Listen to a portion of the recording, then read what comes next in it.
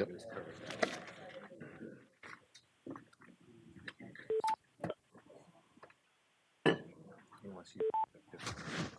I'm gonna, nope, I don't care. I'm gonna go through the board introductions and stuff, and then I'll have Larry and Rob do their spiel.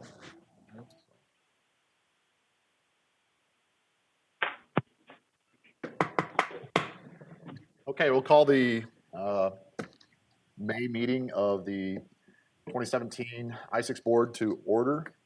And if I could get a roll call of the members, please, starting with over here on the right, Larry. Larry Smith. And who you represent, sir? With the Iowa Emergency Management Association. Dave Ness, Municipal Police. Jason Leonard, Waverly Police Department, also representing Municipal Police. Rob Rotter, representing Iowa Sheriffs. Jeff Sundom with DOT. Okay. All right, if I could get a, I'm sorry, I must have jumped off of a line here a little bit, but if we could also, let's go ahead and do the roll call first. Go ahead, Ethan. Jeff Swearingen. Patrick Updike. Present on the phone. Jeff Sunholm. Present. Marty Smith. Tom Lampy. John Benson. Bob Von Wolfright. Present on the phone. Denise Pavlik. Present on the phone. Andy Buffington. Present on the phone.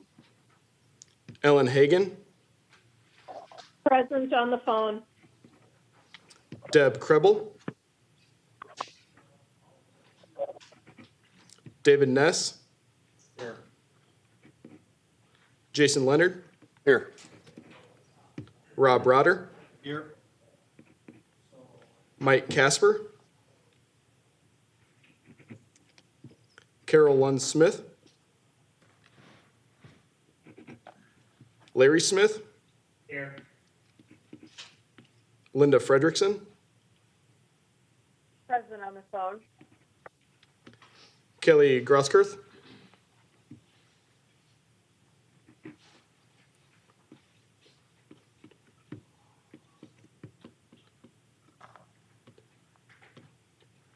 You don't have a quorum. All right. We are short of a quorum, so until we can, Need one more. right, until we can get up to a quorum level, I will continue with the their board reports as well. But if I could have the board members that are on the phone, go ahead and identify yourselves, starting with Andy. Andy Buffington with Winnebago and Hancock County Communications 911, representing centers. Thank you, Andy. Linda. Linda Fredrickson, representing Emergency Medical Services with Medic EMS in Davenport and the Iowa EMS Association. Thank you, Linda. Ellen.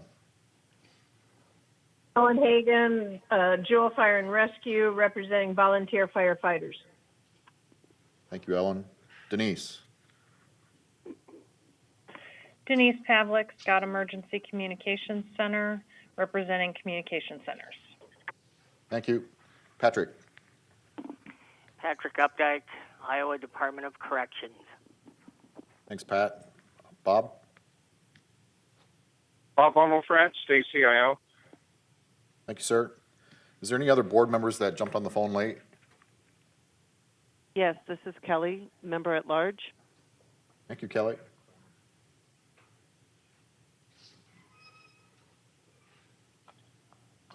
Okay.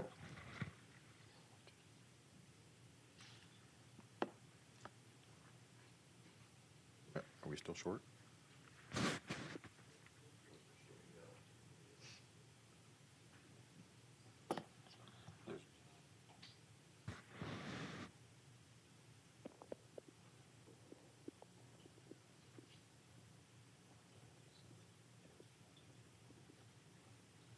Okay, until we achieve a quorum still, we're gonna move on here. The introduction of board members are up. I welcome everybody here. if I could have Larry start, one of our newest members of the board, and tell us a little bit about yourself. Larry, it'd be great. I'm Larry Smith. I'm the Emergency Management Coordinator for Washington and Pickett County. I've been around, got a lot of miles on me. I started emergency management back in 1984. I served on the Iowa Firemen's Association, now known as the Iowa Firefighters Association. I'm past president of that back in 2004. And I also was on the task force for the Iowa Communications Interoperability Strategy back in 04 that we did for the governor. And it's very interesting to pull this book out and look at it, to look at the short-term, long-term goals. A lot of those are pretty much on spot. It's pretty amazing that we had the foresight back then to be able to move this far and have a lot of them. So I encourage you guys to pull those out and see and look at some of our achievements that has happened in the last 12, 13 years. That is. It's very interesting. Welcome aboard, Larry. So it's good to have you. Finally have that position filled on the board here. So, and the other newest member, Sheriff, go ahead. Yeah, I'm Rob Rotter. I'm the Iowa County Sheriff. I've been at the Sheriff's Office for 27 years. I'm in my third term. I also serve on the 911 Council, Advisory Council that meets just prior to this meeting. So I'm excited to kind of bridge these two organizations together. And I go to a lot of meetings, and I plan to be at every one of these if I can. So thank you. Yep, welcome to have you. Okay, still short of a quorum, I guess. I guess we'll move right to the SWIC's report. That'd be a good thing. So this is my next to the last meeting. You'll have to put up with me this time, next time, and then we're going to hand it off to the gentleman immediately to my left, who will announce himself here in just a couple minutes. There was in the last 30 days, there's been a email kind of floating around that dealt with P25 capable or equipped radios. In the P25 space, which is part of TIA, Telecommunication Industry Association, they manage the criteria we call standards through ANSI as to how radios are built and designed and how they're expected to work. And one of the challenges that we've had in that space is that while compliant with P25 interest, it is inconsistent with security if you don't have a secure encryption code. And for those of you that have been in the business a while, it started out as kind of low level, and as we've grown up and computers have gotten more powerful and more sophisticated, the encryption codes have had to do the same thing. And so this board adopted the federal guidelines 2 years ago, which is AES 256. So in large part, we're out in front of that curve. The challenge is that many communities have not adopted the AES 256, and so you could have an interoperability event where individuals would show up, and if they needed to talk in an encrypted mode, they wouldn't be able to do that. And so through an organization called SafeCom that provides guidance to DHS OEC in their undertakings of how to best achieve interoperability and carry out the acts of government, there is a group called the P25 CAP Committee, which is supported by DHS, and I believe it's OIC. And that CAP Committee said, if we can't approve for grant guidance a radio that is not interoperable.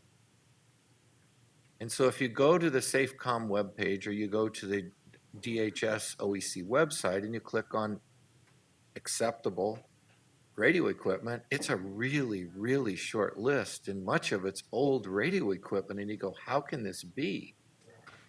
So it started a discussion about grant compliant radios, because if a fire department wants to purchase radios, their Fire Act grant requires that it be compliant with the SCIP and it be compliant with grant guidance. So now we have grant guidance that says the radios that they want to buy may not be acceptable. Page 2 says unacceptable or unapproved radios, but a whole laundry list of them have asterisks next to it. And that asterisk says, if it is equipped with AES 256, not capable, not upgradable to, if it is equipped with AES 256, it is compliant and belongs on page 1. So there was a little confusion going around Iowa about what we could or couldn't do, because a whole lot of people bought a whole lot of different radios that would not have been compliant, let's say, with the 2017 grant guidance. But they are if they are equipped. If they're upgradable, they wouldn't be compliant. So why is that important? It's important to get that on the record and get the conversation out there that when doing grants and using money that may be tied to a grant, you'd be very careful, particularly a federal grant, because all that stuff's auditable at some point in time. And it's usually 3, 4, 5 years later when you've spent all the money and all you have is a good smile left out of the funds to be compliant with that. So it must be AES 256 equipped to qualify for the grant, and it is spelled out in maybe not the clearest terms, but it is spelled out on the 2 pages. So that was one of the things that, as an interoperability board, I think is important we recognize. We're dealing with a 700 megahertz TDMA system. Number of the 700 megahertz TDMA talk groups or frequencies can be set up in encrypted mode, which means they're going to have to be AES 256. So if people buy radios that are not AES 256, they are not going to talk on the radio system in the encrypted mode. They can be TDMA, but they're not going to talk on the encrypted channels. And law enforcement is probably a real, and emergency management, it's something to really pay attention to. Fire at this point hasn't really, at least in the area, I have not had that conversation with anyone in Iowa with a concern that encryption's an issue for them. But folks, all you have to do is look at the last major incidents, and it was a long time ago, even the bombings that happened during the Atlanta Olympics. They set stuff up to hurt public safety providers. And if they know where you're going and they know what your routes are, or they have an idea of where you're going to be, they can be pretty quick with a backpack that makes your life real interesting. It just hasn't happened in Iowa yet. So as we think through what the tomorrows might be like and when the mischief gets here, I have heard, at least from the law enforcement side, that there's a lot more gang activity coming out of Chicago. You know, Des Moines and some of the communities are finding that down that Interstate 80 corridor, there's a lot of, and having grown up working in that environment, they are not your typical Iowan. So as they get more sophisticated and violent, it's something that we might want to consider. So the encryption side of the radio system, in my estimation, if we're back here 5 to 7 years from now, will be something that is settled. It isn't settled at this point, and there's some resistance to it, but it's something that I wanted everyone to be sensitive to because it does have enormous operational impacts when people can't talk.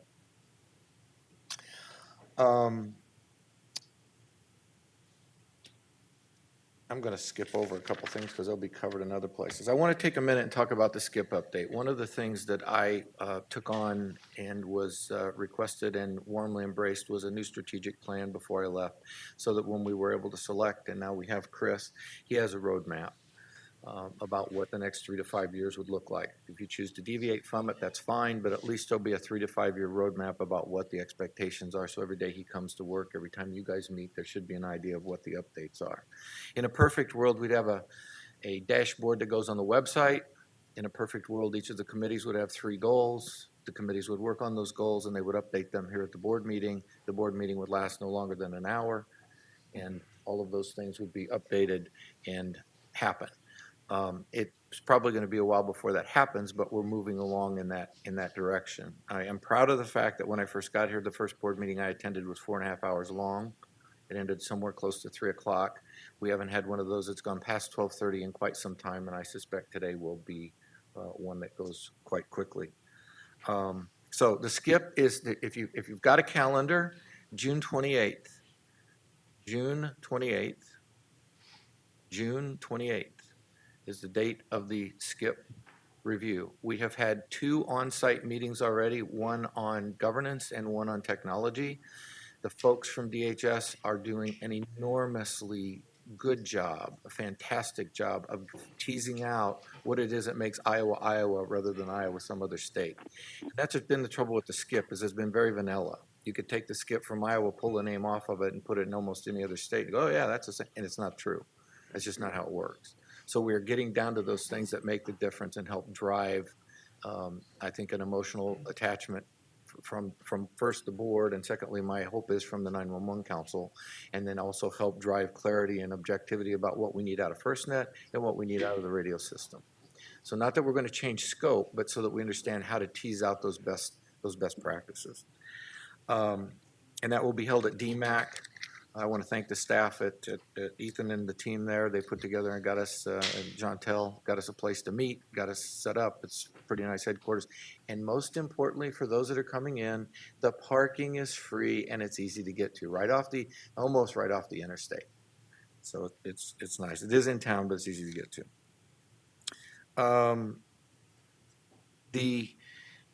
The National Council of SWCS met along with SafeCom last week. I'm excited to say that for some time I've been asking at the national level for a national best practices RFP. What does that mean? Well, it means if I was going to put together an RFP, right now we all go out and just grab a plain white sheet of paper, hire a consultant, and start putting down a wish list. And then we put out language. And each of the vendors looks at the language and they interpret it differently.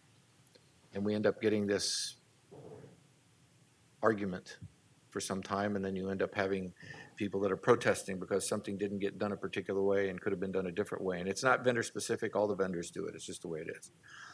That isn't, in my estimation, the best way to go. So if we had a national standard of RFPs, it helps drive the conversation at TIA and P25 so that they know what the customers want and they can begin designing to it more aligned so that equipment from vendor X works with Y and Z and Q. And we'd like to see a lot more of that. And again, I'm not saying that any of the vendors are doing anything mischievous. They're listening to their customer base, and they can be one off or two off for a particular space. And so this national RFP is an exciting thing. What they have decided to work on first is the subscriber units. So if you can imagine in an RFP for one state how big that document is, imagine what it would be like in trying to encompass things that might be really important to the Forestry Service and fire that have absolutely no application in Iowa. I can't think of where we'd get enough forest together to create where we'd need to bring in heavy airplanes full of chemicals to dump on them, but maybe we would. But anyway, it's that sort of stuff. And so it's pretty exciting to me that looks like that will be on the radar screen, and over the next year you'll probably have a national model for at least subscriber units, and then they will bite off another piece and another piece. And so hopefully within 3 to 5 years, the National Council of SWCS took on a strategic plan to put together a pick and choose RFP template. And SafeCom is likewise embracing that concept. So I'm pretty excited about where that might go.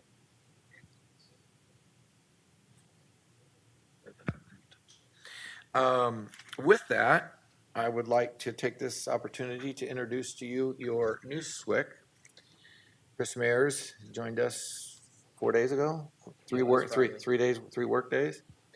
And I have to tell you, folks, I haven't had a lot of time to spend with him, but every moment I've spent with him, I've been very impressed. He's quick on the uptake.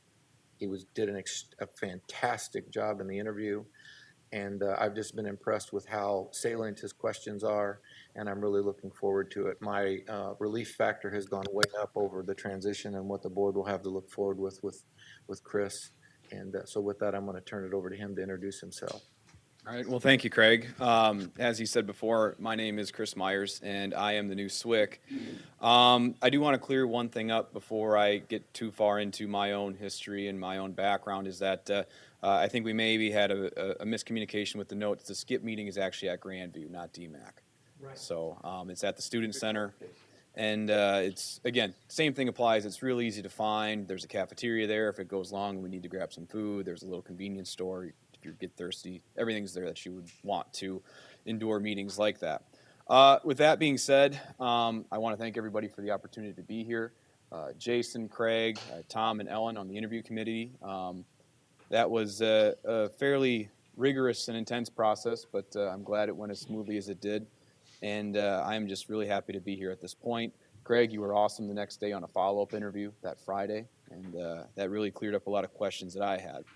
I do want to thank the board as well for some of the special considerations that had to happen to get me here this quickly. Cross-training with Craig, I think, is going to be very, very helpful. throughout this transition process. There's a lot to take in. So with that being said, you're probably asking who I am. I am the new SWIC. I come here from the Iowa Department of Natural Resources. I spent just over 4 years there as an environmental specialist. There, my responsibilities focus primarily along data analysis, procedure review, policy development, and communications with outside stakeholders and contractors. So I have a little bit of background in some of the business side of this, but as far as the law enforcement, fire, medical, first responder thing, I'm not going to pretend to know anything that I don't. So I will be asking a lot of questions. So if I pepper you with questions, clarifications on acronyms, that's why. I'm not going to pretend to come in here with any preconceived notions. And hopefully that approach will eliminate any confirmation bias that I already possibly could have developed throughout the course of my time. Before the DNR, I was actually a operational on-air meteorologist at Channel 5 here in town. My duties there ranged from training to forecasting to emergency weather operations to even some personnel review, which was quite extensive at times.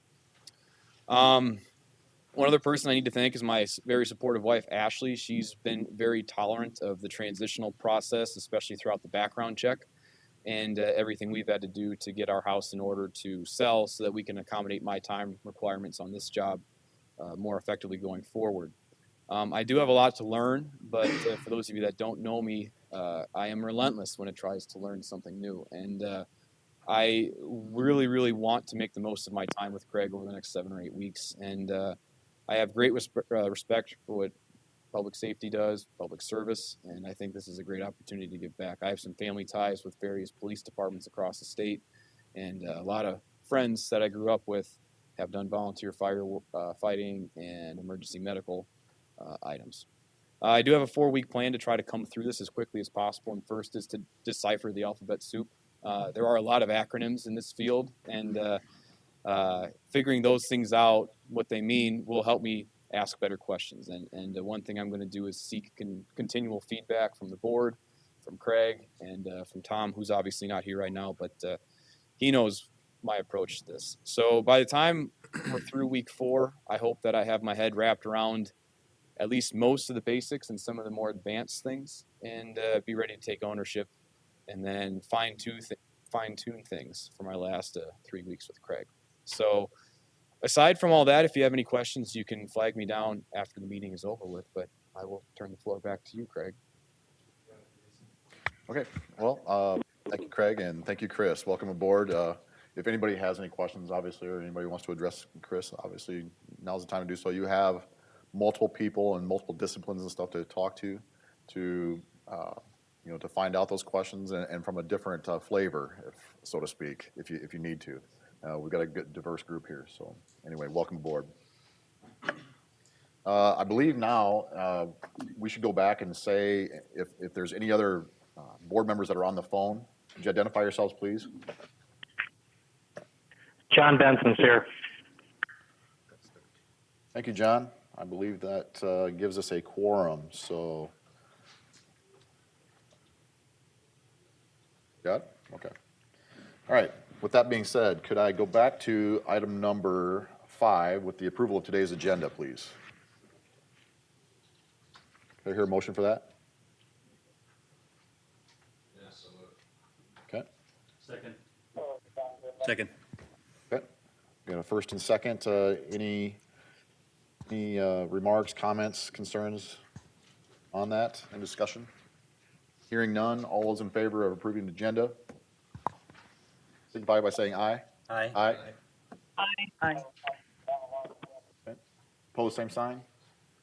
Hearing none, moving to the approval of today's or last month's meeting minutes of April 13th. Can I hear, if you had a chance to actually look over those, I'd also entertain a motion there to approve those, please.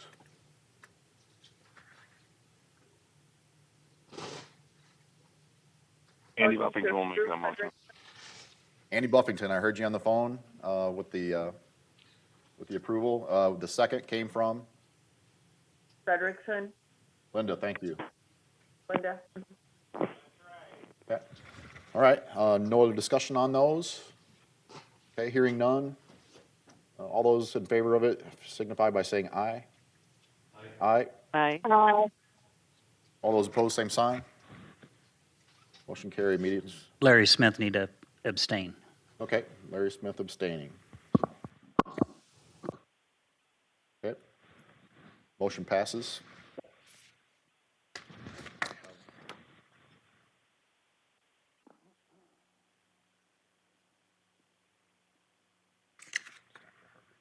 Oh, yeah. All right. Helen, are you around or on the phone? There you are. I am. I'm sorry. I'm looking for Helen Trajanovich. I'm sorry. The Deputy SWIC report. Sorry, Helen. That's okay.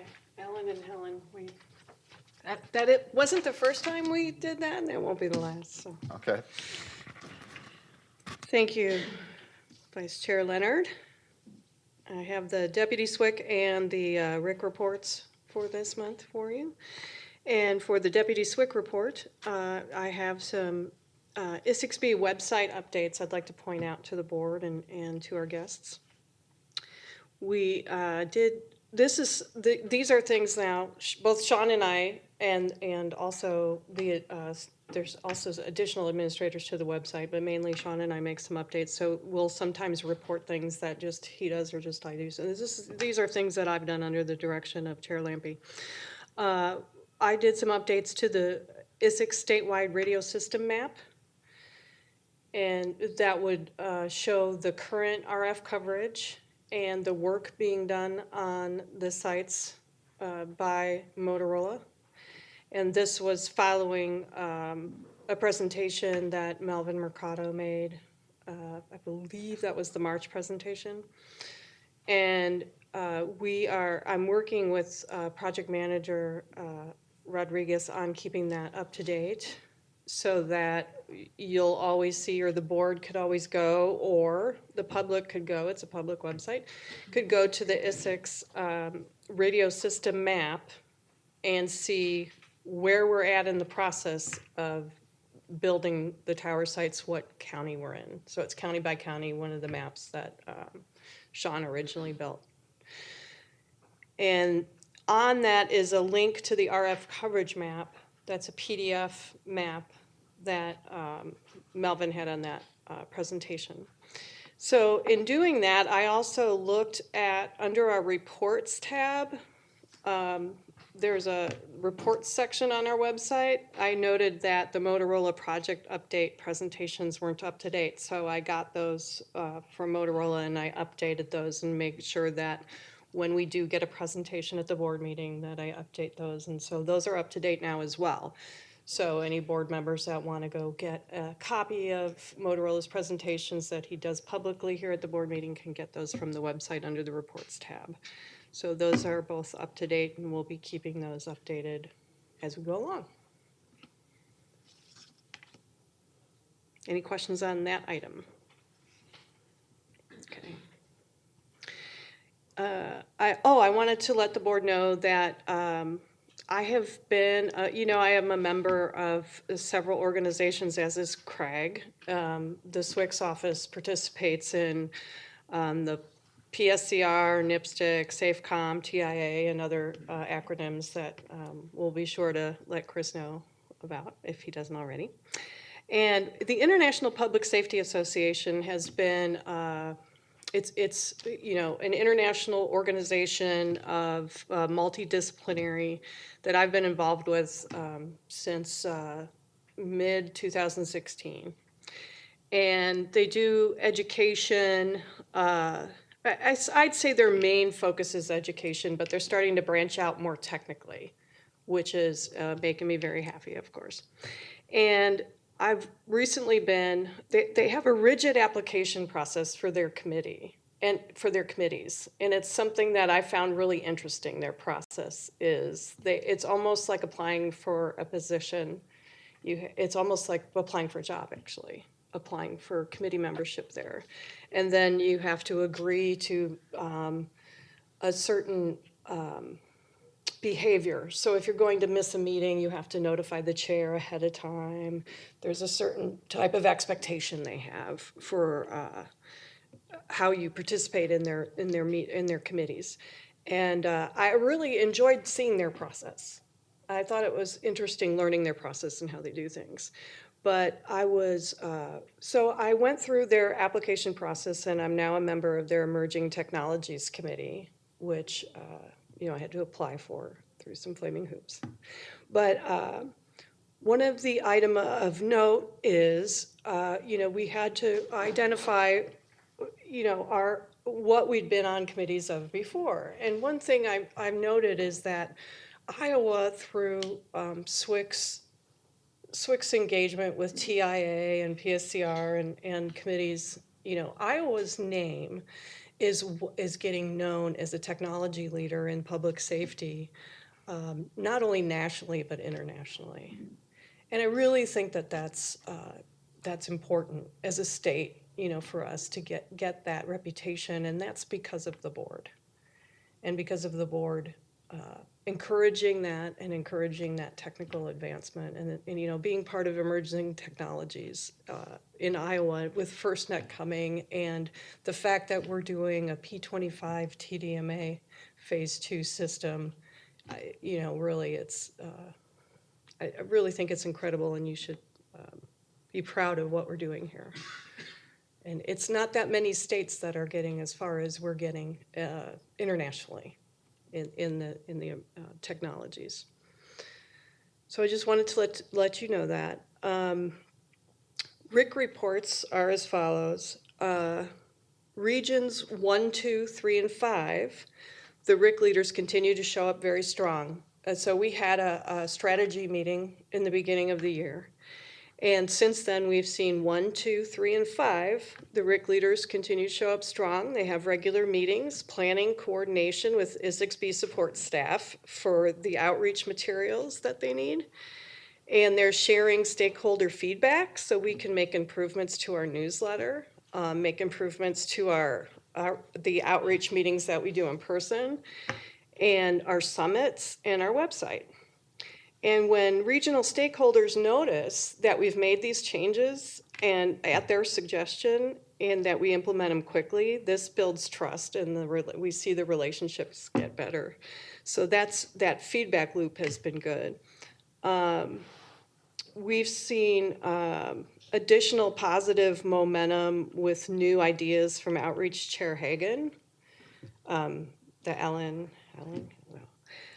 so I wanted the chair to recognize that, or the board to recognize that it's been a really good fit, and there's been some good progress in that area, at least from the deputy SWC's perspective.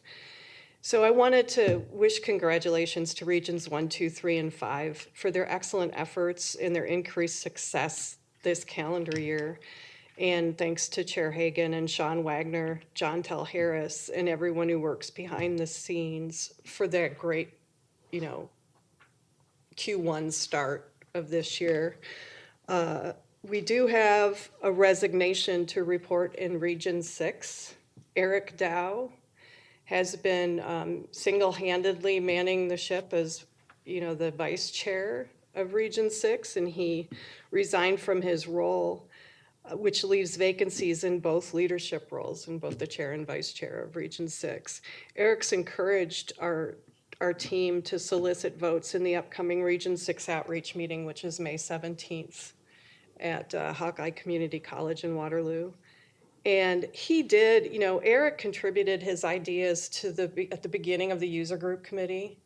And he also attended some FirstNet meetings, and he really still has an interest in FirstNet. He just no longer wants to be a RIC vice chair and has no desire to continue in that role. However, he really doesn't want to break ties with Isicsb. He likes us. So, I let John Tell know that he has an interest in the FirstNet committee. As just a FirstNet member. That was a positive thing, but we're grateful for his service and the fact that he, Region 6 RIC meetings, we haven't had a lot of interest, but we have 47 people attending our outreach meeting May 17th so far that registered. So we're pretty excited about that, and, you know, we just keep moving, you know. And that's all I had for this month. Was there any questions about the regional? I went to Rob's. I was out on leave for a while, so I didn't really attend a lot of meetings over the past month. I was at Rob's yesterday, Region 1 meeting yesterday, and that was, Rob, of course, always does excellent, so. But No questions for Helen? I just have to tell you, thanks for everything that you do. There's a lot of heavy lifts, like John Tell, Ethan, Sean. You guys do a lot of work out there in the field, and Ellen, right personality for that position. So I'm out there in the field to do that. So thank you very much. And hopefully it's a good thing that Eric is going to stay on board and wants to stay focused, in even if it's in FirstNet in that area. So it's good. So okay. Thanks. Thank you. Okay, moving on. Is Stephen Ray here? I saw him on the way out, probably. So, Blake, I'm going to let you take care of it.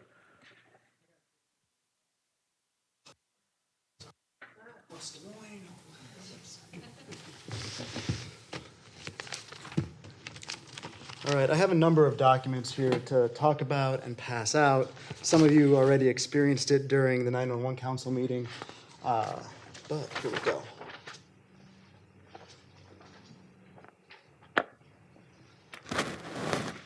Sean, could you switch to the document camera? Awesome. Like I said, some of you have already seen this. Senate File 500 passed the legislature on the last day. That is the bill that updates Code of Iowa 34A, which governs 911. It does a number of things that I will admit it's a hard bill to read through. It's about 33 pages. The vast majority of it is technical updates. It's getting rid of the letter E in front of E911 or the word enhanced and just going to straight 911. We talked about going and updating it to next gen 911, but inevitably as soon as we do that, something will replace next gen 911. So we just went straight 911. That's a lot of the document. But it does do a few other things. It basically gives Homeland Security Emergency Management the legislative mandate to look and further investigate the consolidation of the wireline and wireless networks, merging those two networks. So no matter where you call 911 from, you're getting the benefits of the next gen 911 system. Thank you for cleaning that up for me. So it gives us the task to identify those non-recurring and recurring costs. It does not touch the wireline surcharge.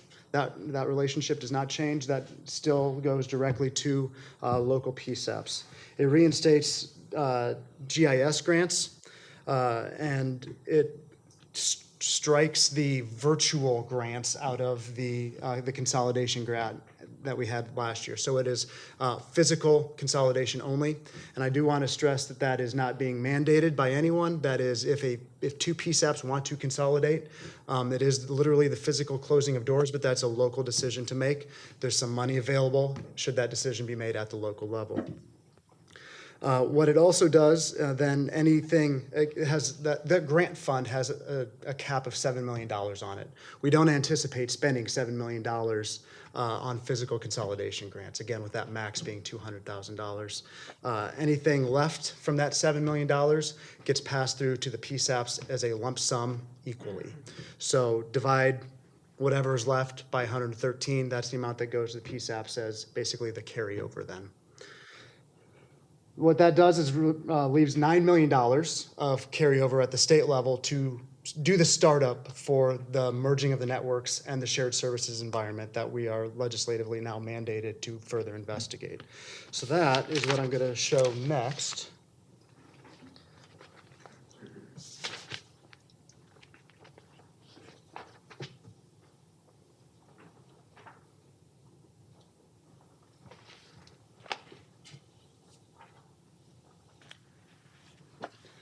This document is what we have produced, basically to give all 911 stakeholders in Iowa kind of the next steps that our department is taking to to meet that legislative mandate, to investigate the costs and non-recurring costs of the network merging and also the shared services environment. So I can't say too much other than what's on this document. This has been kind of vetted by DAS and our procurement folks, but this is kind of what to look for in the future as we spend the next few months getting ready to present that to the legislature next session.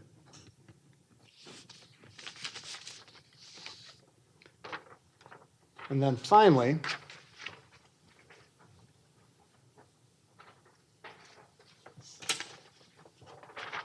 you might recognize the model that we used. This is kind of the final draft of some of the text to 911, one of the versions of the text to 911 flyers that we'll be producing in mass in the next couple months. So on the front, it just kind of shows the picture of somebody trying to hide as they're being stalked, where it might not be safe to talk and call 911. On the back is frequently asked questions. We're going to be doing another photo shoot with a different situation where it might be ideal to text instead of call 911. So again, this is kind of in the final draft form. If there are any updates or questions on what we've done so far, we'd certainly take those into consideration before we go to the final print process.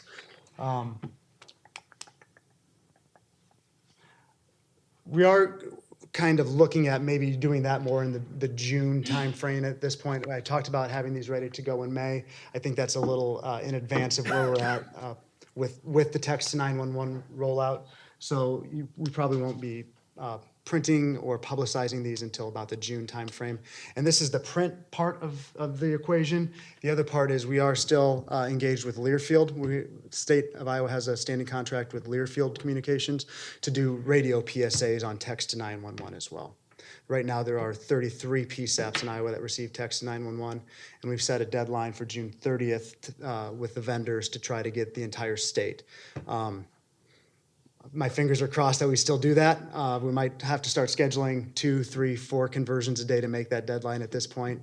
There's a lot of behind-the-scenes work that goes on, software upgrades, firewall provisioning, before we can actually flip the switch and enable that text to 911.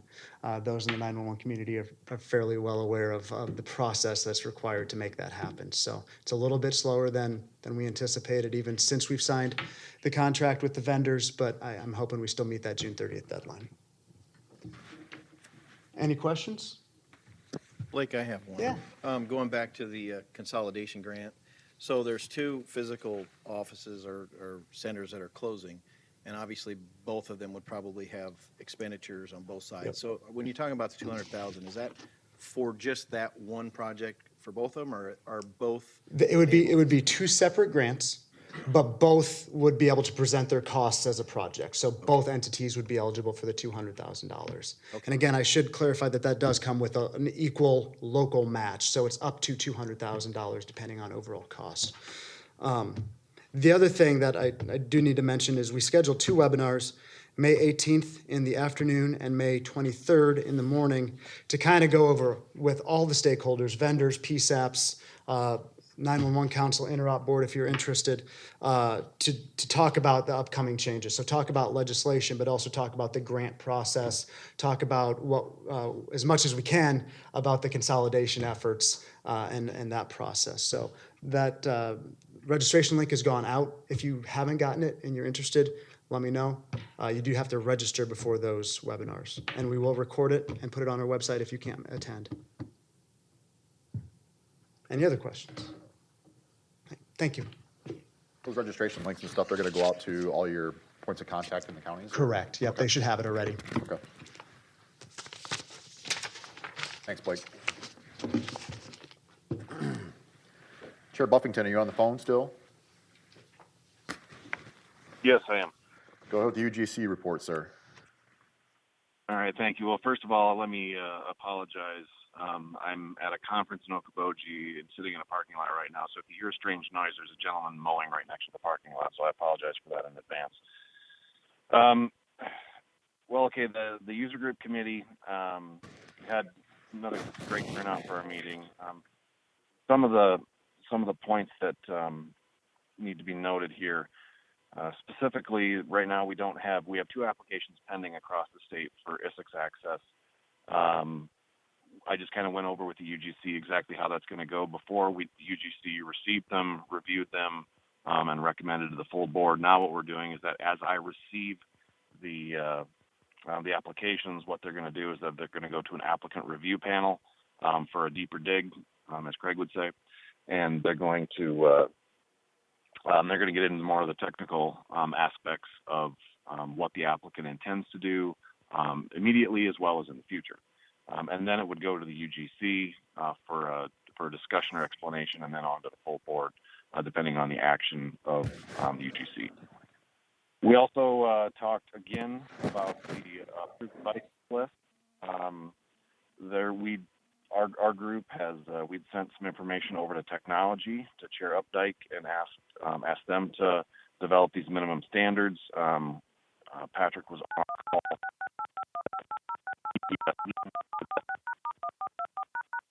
He indicated that he's waiting for Motorola to get a list of system capabilities before they begin developing these minimum standards. Mr. Mikado had also advised that would be coming here in just a very, very short amount of time. So really what we talked about is the process, and what we kind of settled on, and that's one of the things that we'll have to work with through the standards working group and the full board, is the process of how we get this device list put together. Essentially what we'll do is that from the board level, whether it comes out of the chair's office or the UGC, hasn't been determined yet, but we'll put out a call to vendors that wish to do business in the state of Iowa, and specify a time and place for them to bring their compliant devices based on the standards in for some independent testing, and make sure that they can prove that their devices act on the system as they should. And then from there, they'll be certified, and we'll give them, we'll add them to the approved devices list. We also talked a bit about developing talk groups outside of the norm, specifically the National Weather Service. There's PSAPs and emergency responders across the state. Some of them have the luxury of being able to communicate directly with their weather forecast office. There's 5 that serve the state of Iowa. So we're talking about whether or not we have one talk group or we have multiple talk groups, and that's just really in its infancy right now. So we're trying to determine what exactly that's going to look like. And things will morph from there. Obviously, right now they're looking at air resources, getting talk groups for that. There's all sorts of different discussions being held in other parts of the board sphere, if you will. And then one of the things that was kind of enlightening too is we had a long discussion on the UGC or someone or something from the board coming out and helping some of the smaller agencies while what they want Isicsb access and while they're trying to determine what they need, what they want, all those other things. And it was relatively clear at the end of our discussion that one of the things that's true is that larger agencies that may or may not have been in the trunk talk group world, they usually have technical folks that will decide what they need the radio system to do, because they understand what their needs are. Obviously, they understand what the capabilities are. Obviously, and so then from there they go to the vendor and say, "Hey, do this," or they do it themselves. Well, the smaller agencies, one of the things that we're known for doing, and a hurdle that we're going to have to get over, and that this was where the board will come in and try to help, is that these smaller agencies, we tend to go to our vendors and say, "Hey, here's our problem. What do I do to fix it?" So we rely on the technical expertise of those folks that provide us these services.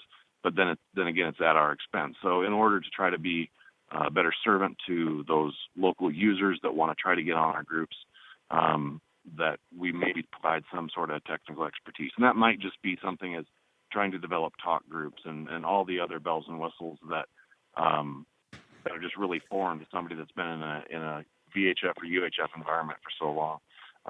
And so then we're going to move forward with that. And we'll just continue to have those discussions so that everybody's on the same page on what the needs are, irrelevant of size of agency. So if there's no questions, I'll conclude my report, and I'll have to hang up because I have a conference to attend. Andy, it's Craig. Sir. July of last year, we had the very conversation. Bob Uni presented a paper from the governance committee suggesting that we as a board perhaps let an RFP, a no-cost RFP through DAS that would allow one or more consultants to be brought on board, to be paid by the board to help these local units of government as you've just described it. It sounds like the interest in that may have ripened. I would agree, yes. I'll see, Chris and I will work, we'll get that paper out, we'll get it to you, get your thoughts on it. It was a figure of around $300,000 over a couple of years, so that's more than the board has in assets, but it would perhaps allow a clearer request in next year's budget for this kind of a resource. I don't know where you're going to get the specialized intellectual capital that you need to be able to work with the various vendor communities from our volunteer cadre, and those that have that skill set, I'm not sure they have the time to put into it, is what my concern was then, and it remains. So if as we look at that, I think that might be an option where we could have a consulting firm or firms. I don't care if it's more than one as long as they're aligned, and we don't end up with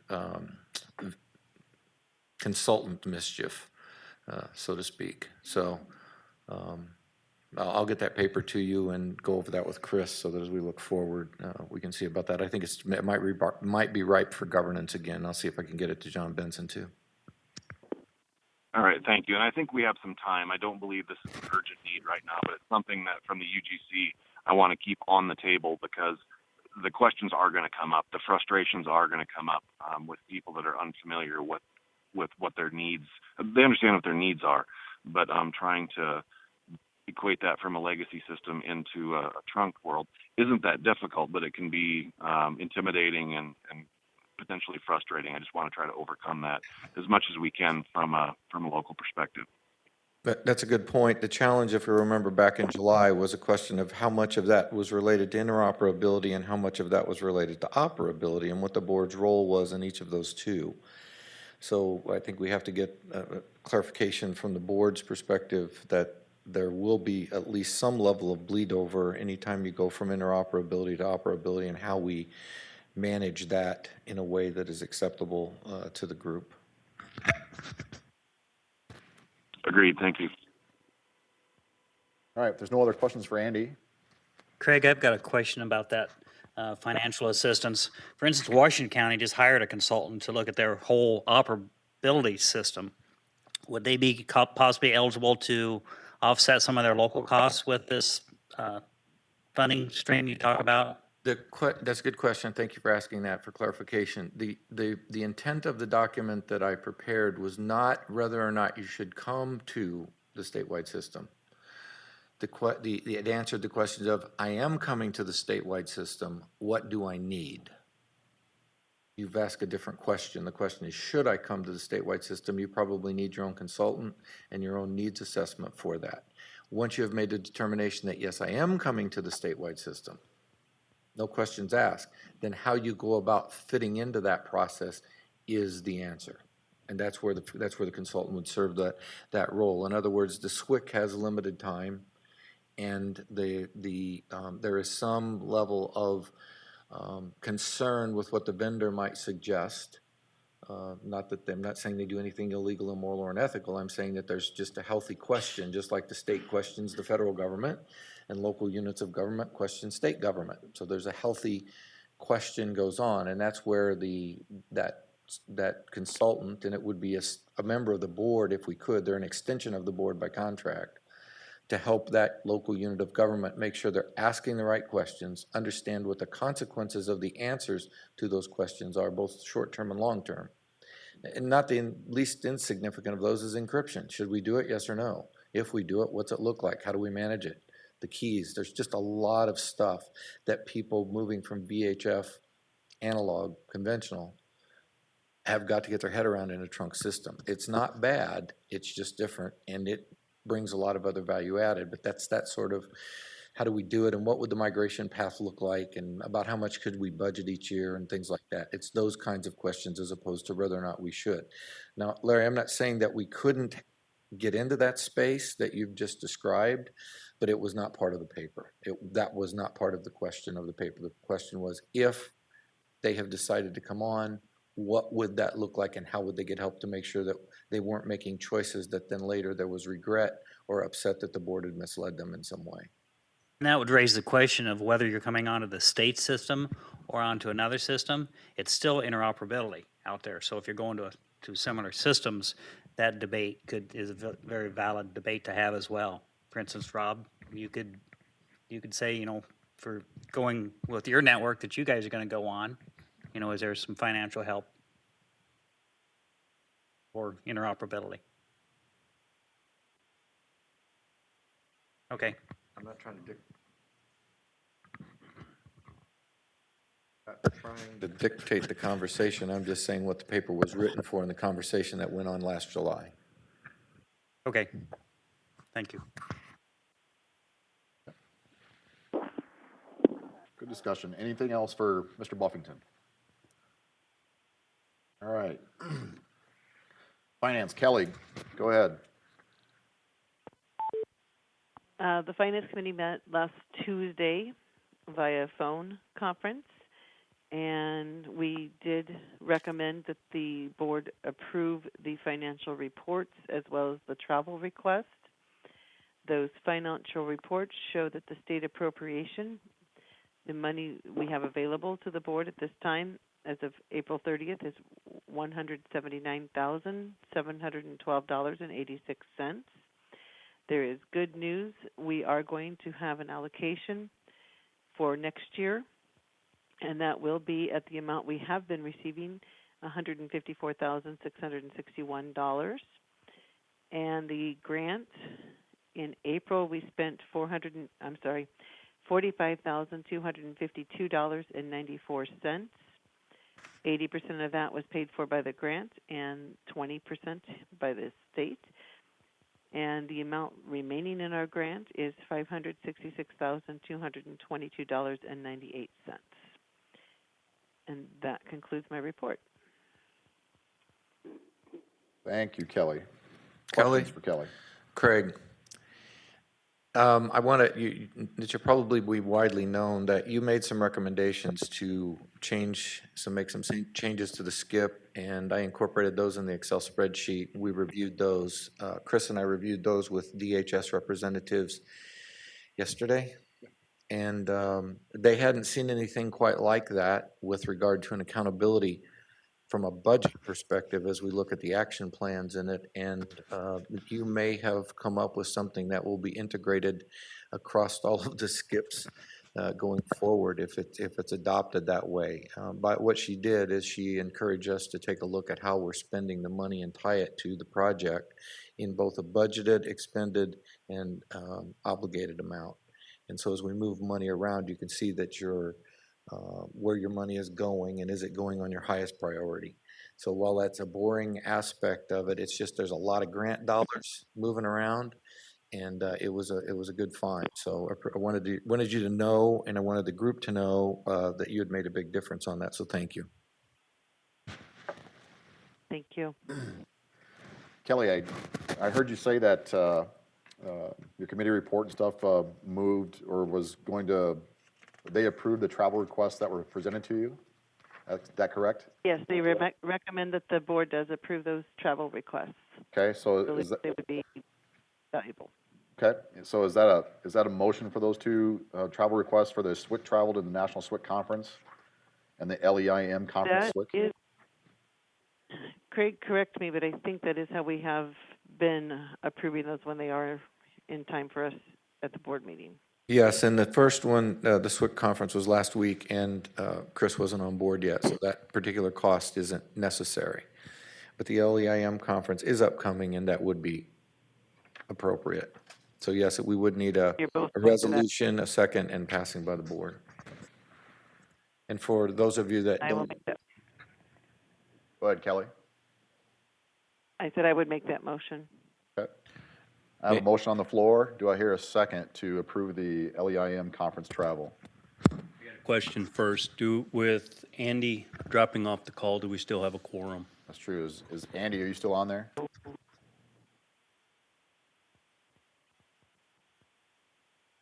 Okay.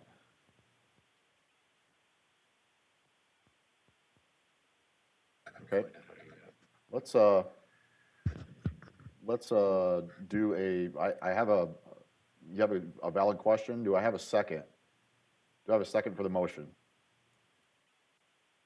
Ness, I'll second that. Okay, I have a move and a second for it. Discussion point came up by Jeff, and we're gonna do a roll call vote, and is what my plan is on that, Jeff, so is there any other discussion on this? I want to let the folks know that, just as a reminder, because LEIM and IACP and all that stuff kind of, falls into alphabet soup. So International Association of Chiefs of Police has a law enforcement information managers meeting that's held somewhere in the country. It's an international meeting, 4 days long. This year it's held in St. Louis. It's about as close as it's going to get for a long time. And so it made a lot of sense. When I first got here, I've been a member of that since '96. I oftentimes pay my own way if the board isn't interested in that. They have been from time to time. I took Chair Lampy, and it really opened his eyes the first time he went about what resources are available and how you can leverage that. And it's put us on the track for some of the things that Helen reported about now at the international level. Iowa's showing up in places. So we have a lot to offer. It just is kind of kept under a hood. And I'd like to see it get out more. I think it's very important that some of the advanced leadership that goes on here gets seen. So with that, roll call. Okay. Any other discussion on this? None? Point of clarification. Did I understand the SWIC mentioned a few minutes ago that when possible, the board approves these, when time does not permit it, then committee recommendation is sufficient? Actually, it goes a little different than that. 2013, the board approved the chair to approve any immediate needs up to $10,000 and then report back what had been done.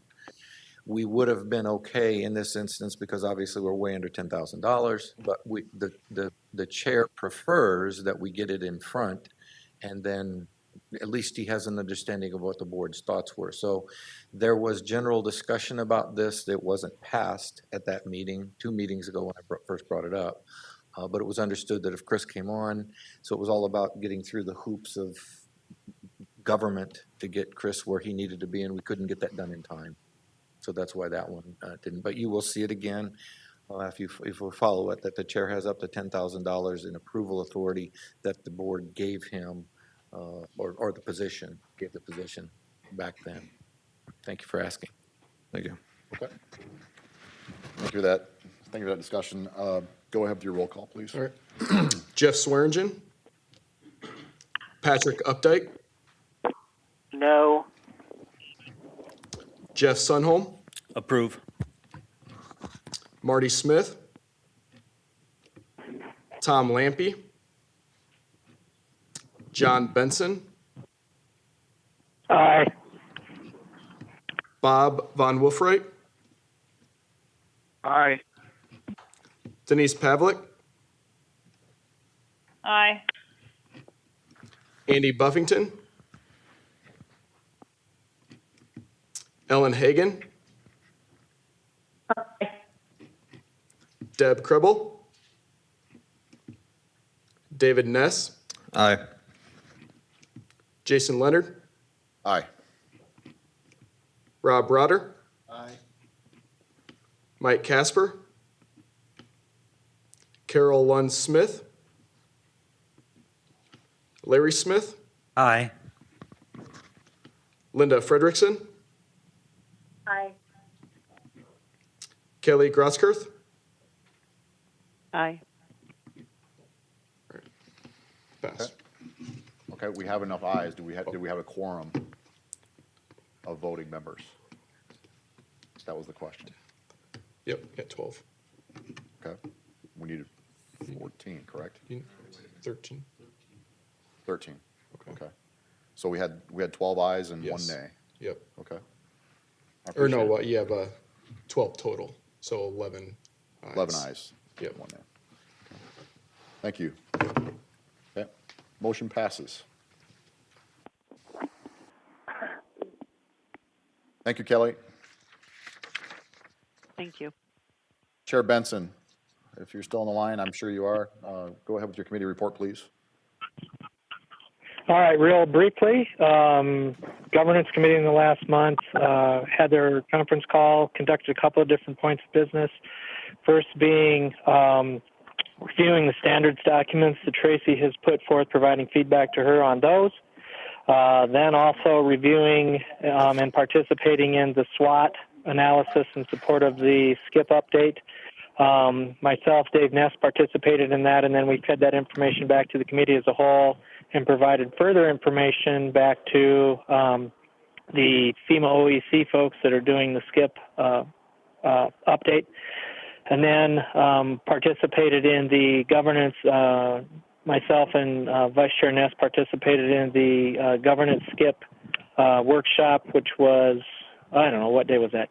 Monday, Tuesday, and got that done. And so other than that, that is the meat of what we had conducted in the past month. We'll continue to participate in the SCIP update as it makes its way through May and then also on the June 28th date. So that is the gist of my report for the month, Vice Chair. Thank you, John. Anything to add there? John, while we've got you, Tracy asked a question before the meeting today, and just curious if you've identified the path from which the policies she's drafted are going to be brought before the board. I'll get with Tracy and talk to her about that. I think conceptually it probably needs to go through a couple of different pathways. I think it needs to run through the UGC so they can take a look at it, because those will be the ultimate users of it. And I think governance would like to have take a look at it as well, just to make sure that it's not getting in sideways with any existing policies that we have. So that, off the top of my head, that's the two pathways that I would see them going through. Great, thank you.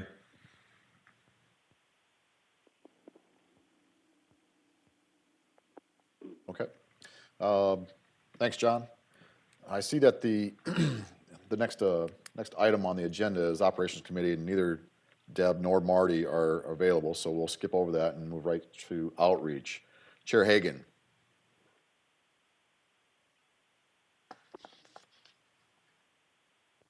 I'm here. Thank you, Helen, for your kind words, and really appreciate that. We continue to send out all the updates and stuff to the committee, and they continue to send it out, and that's all I've got. Okay. Thank you, Ellen. Mr. Wagner, FirstNet Outreach.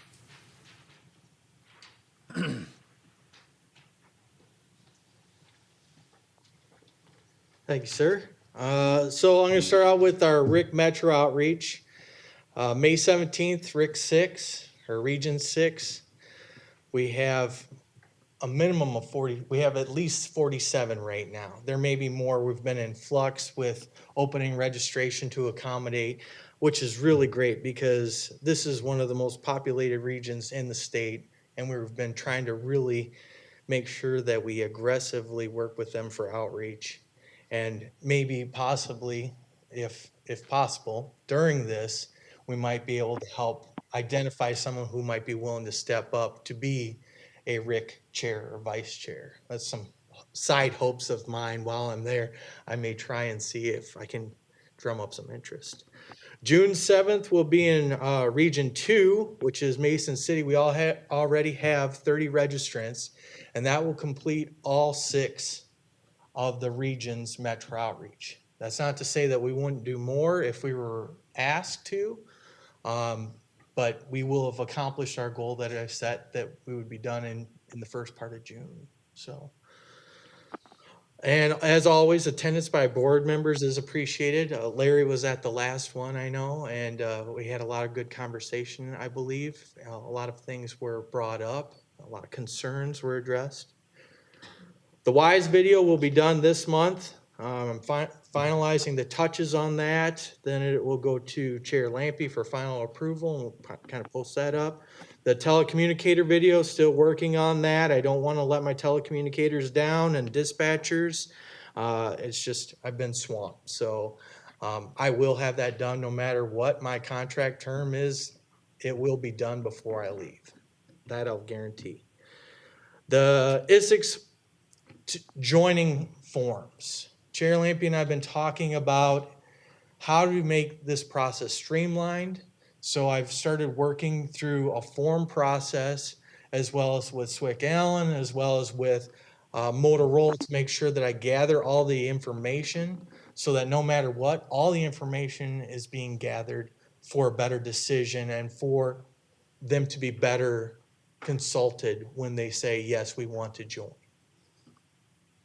FirstNet AT&T outreach. I've been working with John Chambers from AT&T to make sure that we're getting constant updates, talking to him about what data we can collect from the field that would make this easier, how we can say, oh, if we have anyone that's particularly interested, we want to make sure that we get them engaged as quickly as possible so that they can see and they can receive what is accurate. There's a lot of stuff that's being said, and I like to caution the field that we take particular pains in making sure that unless we get it directly from AT&T, we do not want to post it. And we do not want to send it out in our newsletter. Because unless I get it straight from them, I'm not gonna send it out. So I just want to make sure everyone knows, because there's been different talks about platforms being used and everything else, but unless I can get someone at AT&T to confirm it publicly, I don't post it. I've been working diligently asking vendors to assist with interoperable solutions because public agencies are asking for help. People are asking, you know, how do we get to interoperability? Whether they join the state for operability or they just want to find out how do they close that gap, it's become a constant conversation when I've been out in the field. So I've been asking vendors to make sure that they understand we want their help in connecting them for interoperability. We need their help to say this is the solution to plug in what we have now and to make those incremental steps to interoperability. A couple examples came up with VHF radio caches that field people had and how to connect that to the statewide system in an interoperable situation. And so that's where I'm really asking for vendors to come out and say, hey, look, we have that plugin that will go from A to C so that you can be interoperable. So that's been a big thing that's been coming out a lot of these outreaches, is understanding the pains that they're feeling and that they can't jump right away to P25 and you know, those costs, but they understand that and they say, well, when the bad stuff happens tomorrow, this is what we have. How do we work with you? And then when the statewide system is fully deployed, here's what we have. How do we work with you? And I think that that is a huge chasm that we've begun to cross versus it's too expensive, I don't want to talk about it. Now it's, this is what we have. Let's work through the process of how do we get interoperability. So I think this is a huge accomplishment and something that we're definitely seeing from the field. We do have an Isicsb control station video that Curtis Walser or Wally had. We were fortunate that we videotaped our first RIC outreach because as you folks know, in public safety, life is hectic, and Wally has been pulled in 100 directions as always, and he bought a house. So we've been showing this video, and he has a lot of questions about it, but I'm going to be posting his video. Now, it is a Motorola consolette, but as he talks about in his video, control station platforms exist no matter what vendor, and that's what we're talking about. It's just this one in particular is a Motorola consolette, which is their term, and the importance to understand is if this grant would go through, that would provide an interoperable platform to provide that A to C connection in the field at a PSAP. The active shooter video is kind of in limbo. I don't know if we're going to be doing that or not. There's been a lot of talk about it, but I don't want to get anyone's hopes up because it hasn't gained a lot of traction. I know the 911 community has really said that they were interested, but if anyone has a big scenario, active shooter scenario coming up that they would like to talk to us about, please contact me, because I think it'll be a really great thing to do, and especially if we can involve your telecommunicators, because oftentimes they're left out of these types of active shooter scenarios. The newsletter will go out. We're trying to make it the Tuesday after the board meeting. That goes out to 3,845 contacts. I just want to make sure everybody has an understanding. That's a lot. That's a lot in our state. To put it in perspective, our following is about 300 people. If you compare that to FirstNet, which is a national federal group, we're about a third of what they have in our state. So that's just huge, huge. We've updated the police, fire, and sheriff's contacts. I took a re-update from DPS the other day to make sure our database was updated in case there was any turnover. And then I've been asked by Chair Lampy to begin attending more RIC meetings in hopes of stirring up more attendance, more questions, more involvement. So that's the end of my summary. Any questions? Oh, Sean, this is Patrick. Yes. Sean, I just want to expand upon your comments about the interoperability part. I just want to remind your audience that, we do have a policy out there, and we need to update the website to reflect the adopted part of it. But, until the system gets built out, we still have the interoperability conventional channels on this document. It's called, the ICS 217A. That would be another good thing for the audience to recognize, so that, they have that resource to plug those channels into their radios in some separate zone.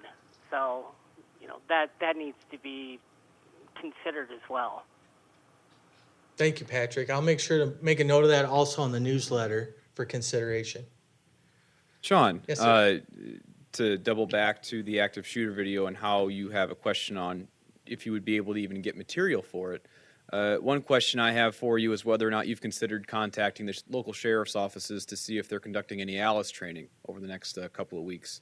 I know that's been a program that's been gaining in popularity, and that might provide some material also, because there are simulated events with those. Have you considered that? I haven't. I just put the word out at the board. I can put it out in the newsletter. It's more or less at the board's drive. It's not really necessarily part of our FirstNet, but I want to make, and I can reach out to them. I just want to make sure that everyone knows this is just kind of one of those things. If someone's doing it, I'll make every effort in my schedule to make it happen, to visit. But I also have to thank you for making sure you said Grandview, because as an adjunct lecturer there, if that would not have gotten corrected, I would never have heard the end of it from the dean or anyone else. So thank you. Duly noted, my error. And thank you, Sean. Anything else? Just to quantify something that Chris is bringing up, the active shooter video that you're talking about doing, you're talking about active shooter response, correct? The responding officers and stuff that would be coming there. And being an instructor in that area of response to active shooter for law enforcement response, as well as being an ALICE instructor, what Chris is talking about, they are different. So, I mean, the ALICE is centered around the audience and stuff, or the people that are there that are affected by something like this getting out. The evacuation part of it. Mm-hmm. The response part of it, the active shooter spot, would be more of the responders that are coming there. So people that are running away from chaos and people that are running to, two different things. Well, and that's where I would need my ignorance gap covered, because for me it becomes, I think of it as a total scenario. Kind of like West Des Moines, I believe, had something like this where they painted up students. Everybody came. How did communications handle it? How did the telecommunicators handle it? How did your teams handle it? So, EMS. however someone wants to explain that to me, my theory is this: you tell me, I show up with my cameras. I can film anything. I just need a little bit of heads up. But I'll do my best to shoot whatever it is your priority. How's That's that a great sound? offline conversation, Sean. I'm looking forward to it. Very good. Thank you, sir. You bet.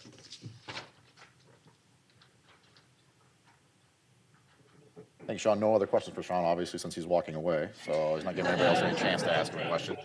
So he's just getting out of here. So, all right. The training committee, Denise, you still on the phone, ma'am? I am. I had to go mobile, so I hope you can hear me. We can hear you loud and clear, I ma'am. really don't have okay, I do not have a report. We did not meet last month. We will meet next month.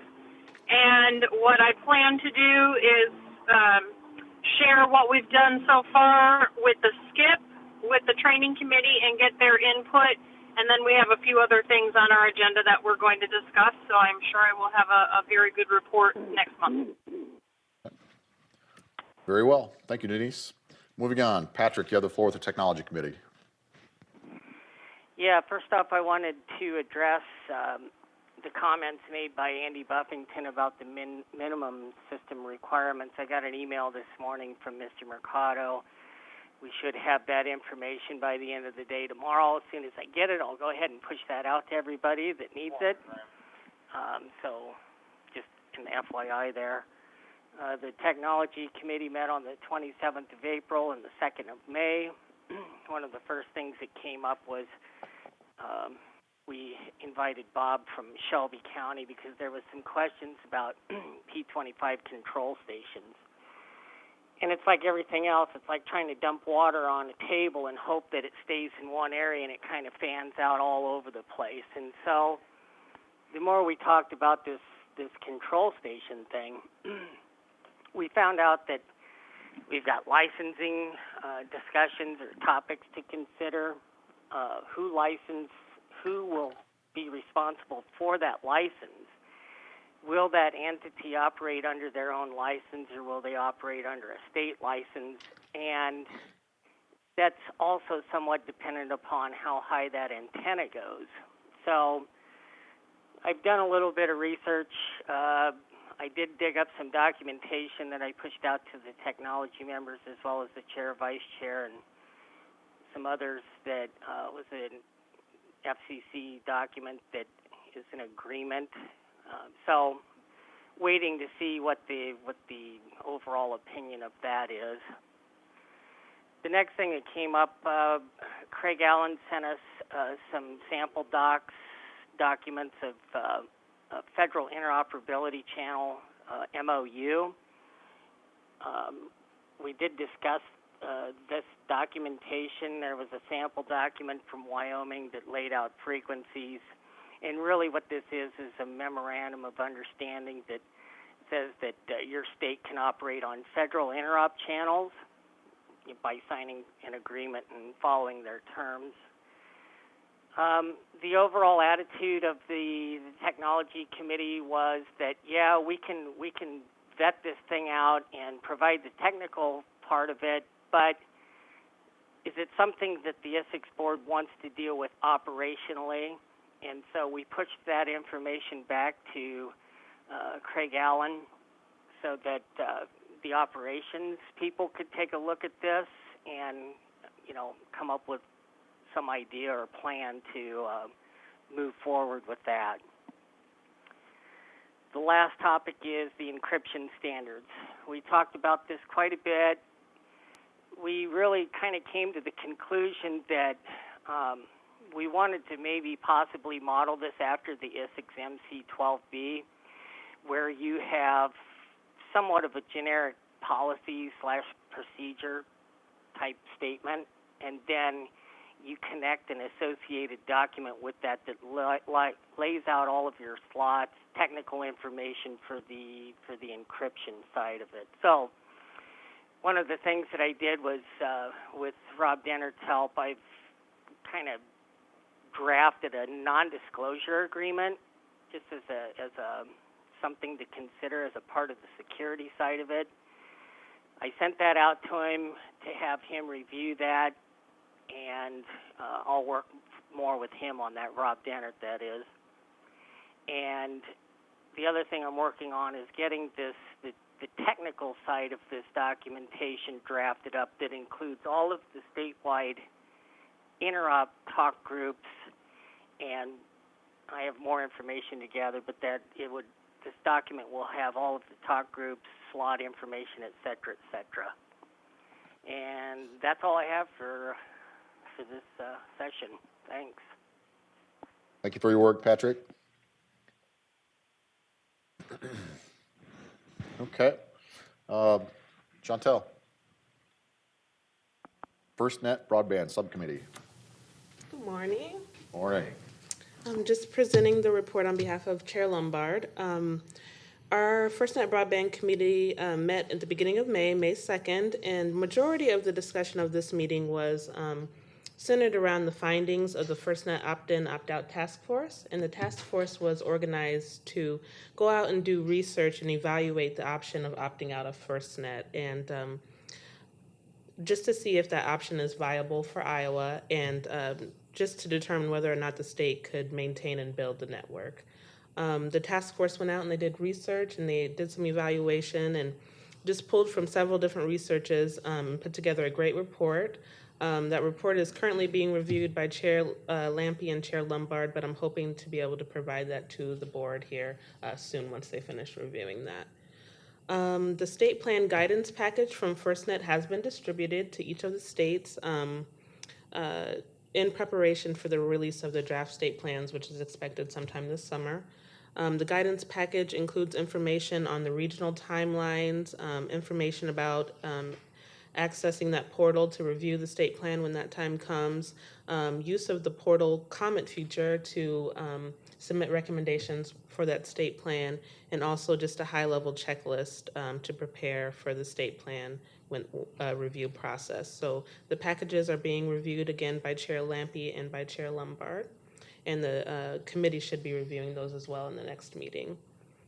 Chair Lampe and Chair Lombard will be attending the FirstNet State Plan Kickoff meeting in Dallas, June 7th and 8th. They'll see demonstrations of the state plan portal and be trained on how to use that so that it can be accessed by the board and by the committee. They'll discuss that state plan process and the governor's decision, and also hear updates from the NTIA. So because of that SPOC meeting, we have pushed back the next committee meeting to June 13th instead of that first Tuesday. So the next broadband meeting will be on June 13th. And that concludes the update. If you all have any questions. Questions for Chantel? Okay, thank you. Thank you. Thank you for your work, Chantel. Okay, moving to other reports, information sharing amongst board members. Any board members on the phone have any information to share with any others? About here, the panel here. Information sharing? Okay. All right, moving forward to the Motorola project manager, Melvin. Say, I'm Bob Kressig. I'm a state rep. Yes, sir. I'm not on the board, but part of the appointed to this board and helped to actually create this board several years ago. I had the opportunity to visit some of the smaller PSAPs. I went up in Bramer and got a chance to see what they're dealing with. I got to see Winneshiek County. And then I also got the opportunity to folks from the Denver area. And I also already know the challenges that we have facing going forward with providing the latest systems for public safety answering points. But I'm willing to work and help. And I know it's a section that a lot of people had questions, but I would just say this. I do get a sense that more people recognize and there's a trust with the interop board. And so hopefully we can keep that trust level going and making sure that every part of the state has access to, being able to communicate by radio. So I just wanted to share that. Thanks for your work, and thank you. All right, thank you, Representative. I appreciate your comments and your work out there in the field, obviously. So it was definitely welcome remarks. Melvin. All right. We'll start with a real quick review of the Project Gantt chart. This we update on a regular basis. And as we can see here on the different regions, 1 through 6, the percentage has ticked up an average about 5. I mean, Region 4 has gone up 11 percentage points, but we kind of tick along somewhere between 5 and 6 as we move through. The biggest view here is that as the overall, the project is at 56%. So from last time was 49, so we broke the 50%, the 50% barrier, which has been actually a lot of work, but it's we're actually very good shape right now. The biggest challenge is just all the rain. All right, so I want to change the view a little bit here and show the numbers so that would give you a better view of where we stand. So in this sites column, you see that we have 89 sites that are scattered throughout the state. In 2016, we had 6 of those set up, right? And the reason for that, as we show here, was really all about getting that coverage that we needed for the NGA and Iowa State Fair. So that was the biggest focus. As we talked about before. The remaining, if we go here Q1 through Q4, is how we've planned and how we've moved these throughout the different quarters in the year. The biggest thing here is that if you look at 2016 last year and first quarter and second quarter of this year, we about 45 or half, roughly half of the sites will be up in operation. And this is what correlates to the map that I had shown before that would give you a coverage that looks roughly like this by the middle of the year. Obviously, July is a little after second quarter, and that's because there's a delay. Once we do all the physical construction, then we have to have all the techs go in and do some optimizing and programming of the sites before we can allow people to start playing around with them.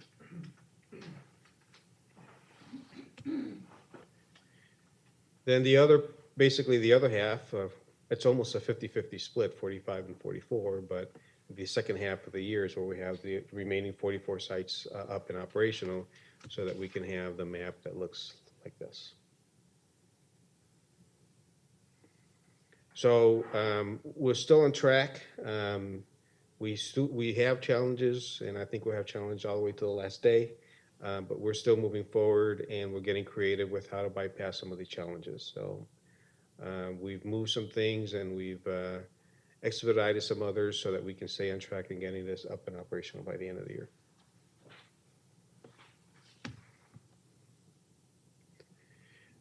I guess the important thing here to show, or the interesting point here, is that you'll see that most of the activity is on Q2 and Q3 of this year, which makes sense because that's consistent with all the regulatory stuff that we've been going through, and also waiting for the weather to clear and so that we can have better conditions to work in and get all this stuff done. Also, cooperating with agencies so that we don't disrupt operations as well. So now that we're entering now into the better weather, all this stuff is kicking up because we either have the permits or we're about to get the permits ready. So it's just a matter of getting all the crews out there and working on all the sites. So that's the bulk of it, is basically between Q2 and Q3. So other activities, we've been really working hard on some integration in the project. So we've had Woodbury County integration. That's very complicated, just like it was with Westcom. So we're dealing with active operations. So we don't want to break things down for them. We're in the middle of that. We've transitioned. We've done several things like upgrade their power systems and whatnot. We're doing some tower modifications out there as well. So there's a lot of integration work going on there. And then we have all these other counties as well that have had different kinds of work going on as well. So we're doing all this stuff at the same time, so we've been pretty busy. And I mentioned Dallas County here because although, we've had that up, but there's now some initial phases of the coverage testing for Dallas County and some training and whatnot. We spent some time with initial training, so we had a core group of folks from here to go out to spend a week in Schaumburg and get familiar with all the capabilities of the system. And there'll be more training to come, but this was just an initial start to get acquainted with all the capabilities and how to do certain things. We started the microwave dish installation, so in addition to the towers and the shelters, we have crews scattered throughout the state. As the towers become available, we're starting to put the dishes on. So we got a lot of activity there as well. And then we had all the outreach events, plus the one that's going to happen next week. The outreach events have been actually, they seem to get more interesting as we move along, which usually that's a good sign, right? Because I think that means that the word is getting out. There's a lot more interest. We're getting a lot of questions, and it's an opportunity to show that the system really is happening. Some of the interesting things that we found is, which we've addressed through some of the misconceptions, but it's still out there. So when we clarify those in these meetings, it does make a difference. Again, the perception that it'll be a long time before this system ever gets off the ground. That seems to be a shocker for a lot of folks because when they hear that we're getting this done by the end of the year, I think that actually engenders a lot of questions about how do we do this, that, and the other. There's been concerns about things like ownership or control, so we've addressed a lot of those things, but and that's pretty much to be expected with a statewide system like this. You always get those kind of things, and it's just a normal thing to work through. So that's why it's really good to have participating in these outreach, and I foresee that out of this we'll probably get involved in local meetings as well, or not just these regional ones, but really more localized as well. So, Melvin, since you took a breath, Dakota County, is that in Nebraska? Yes. Okay, thank you. Yes. That was the 100th county you guys been looking for, right? Yeah, that's it has to do with where they're placed. I mean, they might as well be in Iowa type deal. Part of the Woodbury. Yes, part of the Westcom system. I mean the Starcom system. Yep. Thank you for clarifying that. There are plenty of people in Stubborn like there is no Dakota County, and I'm sure Sheriff Rotter was going to be addressing that if I wasn't going to be. So that's all I had. All right. Any questions for Melvin? Melvin, I've got a question. Yes. Do you have a map overlay showing your final mobile coverage that would also show where you're going to put your 84 towers at? Yes, we will, at some point in time, we'll be releasing that map as well. Okay, for the counties that are looking to do something, they always have that question is like, well, I'm not getting a tower in my county. What am I going to have to do locally to make that part of the county green instead of being white? I think that might be a resourceful tool for them to have for their planning processes. When that happens, in these events like this, we just encourage folks to either contact the board and get in touch with us, or there's many people they can get in touch with, but we don't release the maps as a whole yet because there needs to be clarity as to the information contained in the map. Interpretation can be misused perhaps or miscommunicated, and we want to make sure that there's clarity into what the content of the maps mean. Okay, I understand. Right? Good question, Larry. Thank you, Melvin. There's no other questions for him. Okay, I know it's not listed on the agenda, but I'd be remiss if I was to skip over Jim Lundstedt with DHS and OEC. So, sir, would you step up to the podium?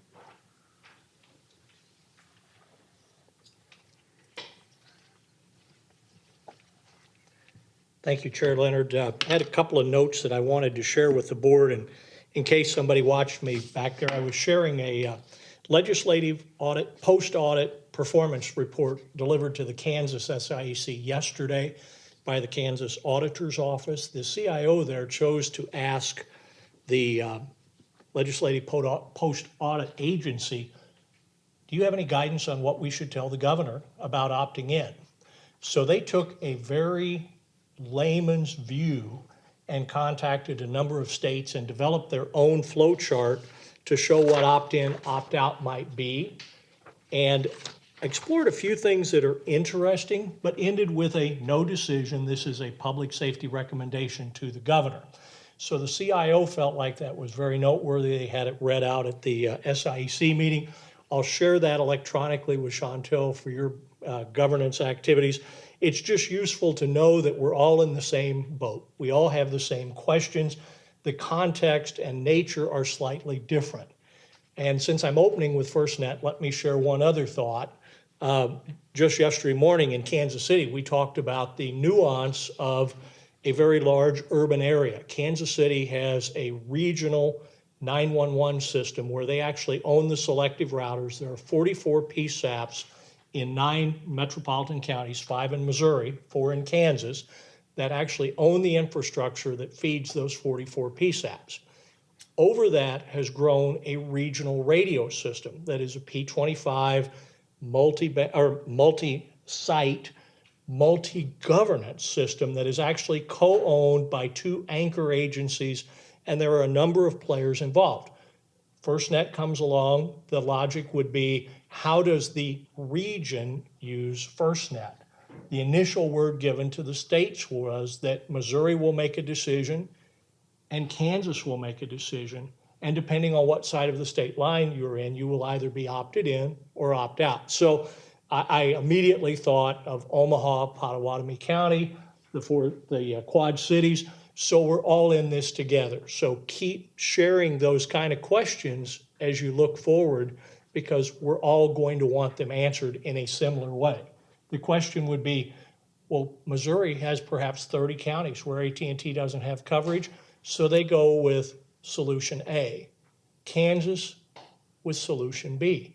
As a public safety first responder, you probably don't care what the name of the solution is, so long as it works ubiquitously, which is the vision of FirstNet.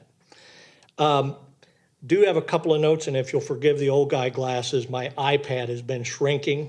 SCIP governance and technology lane workshops this week were conducted at Grandview University. I've heard good feedback. I will tell you DHS is learning. Our contracting team, they're like sponges, and they're trying to take some of this back. We talked about Iowa's leadership in this area, but Craig Allen has been a proponent of not ignoring the interoperability continuum, but leveraging it to include studies of how does security and how does finance integrate in the 5 lanes of the continuum. I think that is a cross-cutting initiative that started back in 2015, and they're finally starting to get the idea that the SafeCom continuum was a great first step. However, it's a 2008 initiative. We're in 2017. How do we leverage these other activities and appropriately link them to the continuum? May 24th, I wrote down the date for the next webinar. And is that the funding sustainment group call? So we will be holding that as a webinar and a phone call for those who can't watch on May 24th. The full SCIP workshop, to echo what Craig said, 28 June, Grandview University on East 14th Street in Des Moines. Spent a lot of time yesterday in Kansas City talking about encryption, and I just mentioned their metropolitan area radio system. They have a very large system that entails not only those 44 PSAPs, about 58 or 60 user agencies. They are engaged right now in a sustainment strategy where they presented to the board an early look at their sustainment and refresh strategy through 2027 with a potential 5-year service life extension to 2031. they're exploring the idea, does the governance council manage a system that includes a technology layer that is strictly infrastructure focused? Towers, radio sites, RAN, connectivity, PSAPs, and a separate strategy that involves either leasing, lease purchasing, or leasing with maintenance and refresh of subscriber units. I'm telling you this as your system is finalized and it's built. These may be strategies you want to think about, because as we look at handheld subscriber units, people talk about a 15-year life cycle. Anybody in here have a 15-year-old portable radio who isn't an amateur? Probably not. But at the same time, if you budget for this incrementally, which makes sense to some of those participants who really don't own infrastructure. By the way, the tower isn't in their city. The tower may not be in their county even, but the ubiquitous coverage makes it predictable, and they can then lease, including maintenance and a refresh in that 10-year cycle. So I think that's going to be very informative. The reason I mentioned encryption, we still fight the encryption battle there. Even as forward-looking and cooperative as we've been, we have that challenge. And we are now at a point where their standards and the St. Louis region, and I hope soon all of our region, will be looking at AES 256, single key minimum, multi-key recommended, additional encryption or voice privacy as you see fit over and above, but that's your local operability. Interoperability occurs in the digital standard platform with a multi-key 256-bit encryption standard. You can get by with a single key as long as you understand that that key will be very perishable, because when you work with other agencies, it will have to be erased. Last month, I mentioned that we're working on electronic field operations guides. The DHS NIFOG is now available in the Apple App Store. If you search for ICTAP, you can download an electronic copy of that. We believe the Google Play Store, it will be released in a few days. They're running behind on uploading after a series of problems last week. Want to remind everybody on the board and public safety leaders that we are going to be conducting the SafeCom National Survey probably in the September timeline. A selected number of agencies will be sent a survey that is used to create a baseline capability that we report to the U.S. Congress. In previous surveys, that information has been used to influence grant decisions, standards, and other activities, including the OEC technical assistance that each state and territory is eligible to receive.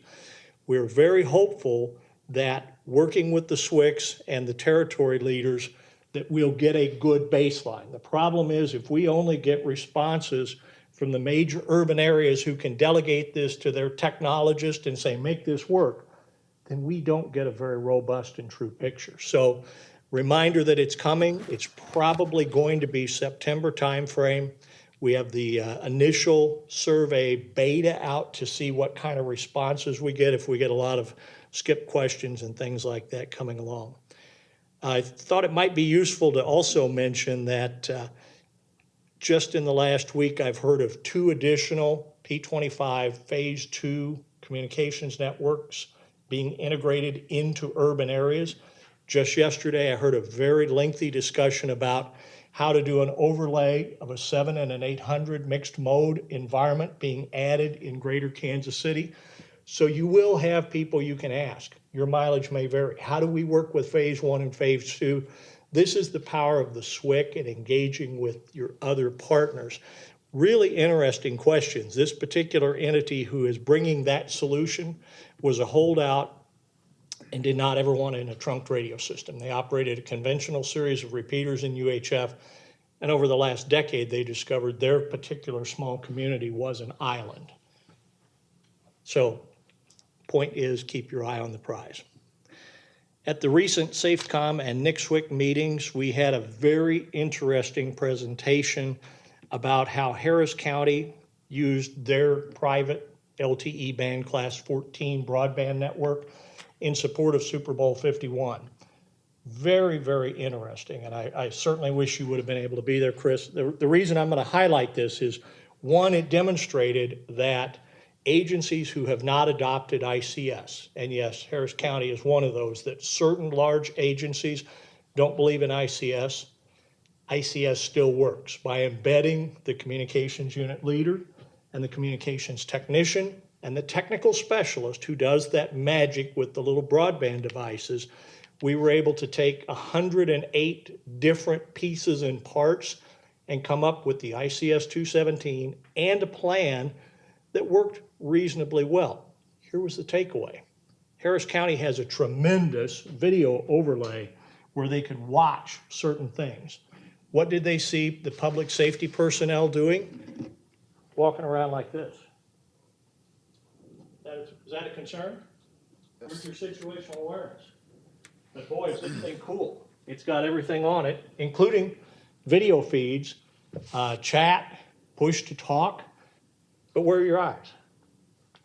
I don't think I heard anybody walked into any posts or out into traffic, but the reality is we're learning that more information without a filter, thank you telecommunicators, more information without a filter may not be your friend.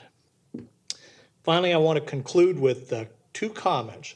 Sean, we did something at Nixwick SafeCom that you might want to think about in support of the board and your active shooter engagement. We brought in a videographer from FLETC, the Federal Law Enforcement Training Center, and did half a dozen little video interviews with leaders in public safety communications. Mr. Allen was one of those people who was interviewed and will be featured on a future blog on the DHS website.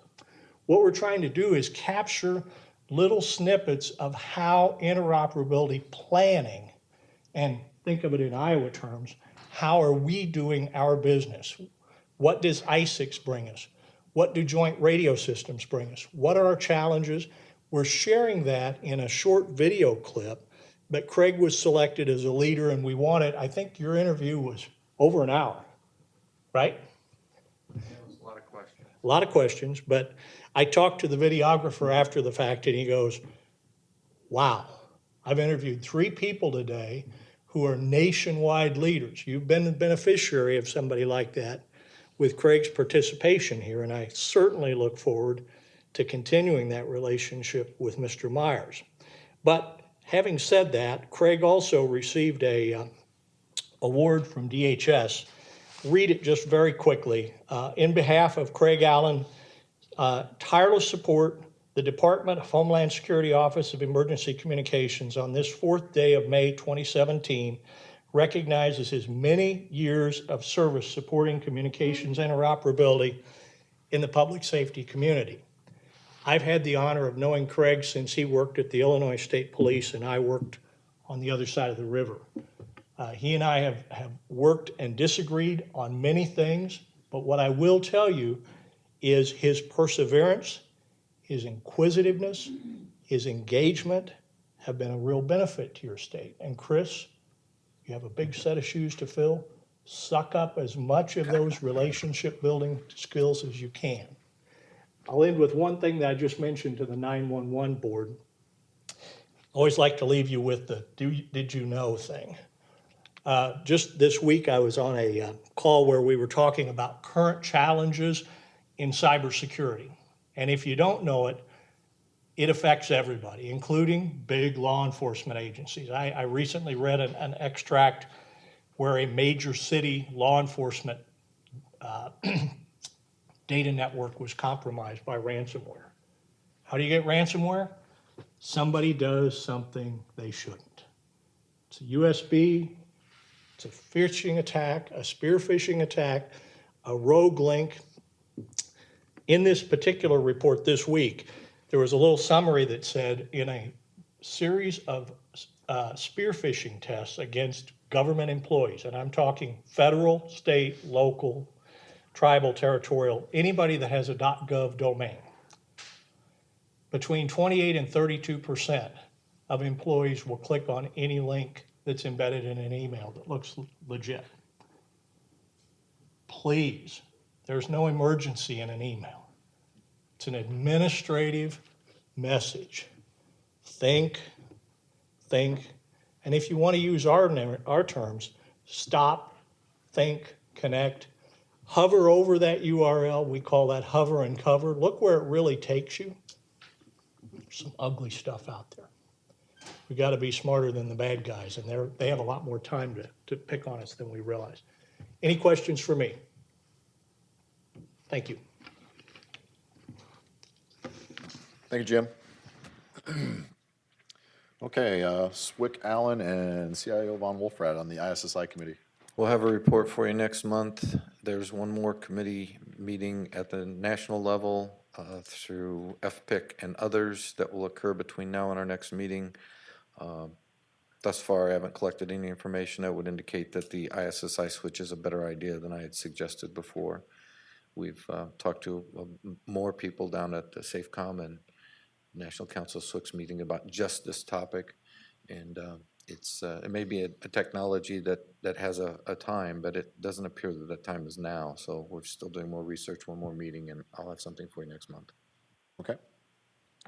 Any questions on that at all? All right. Moving on, Ms. Bearden, would you take the podium, please, for the Standards Working Group?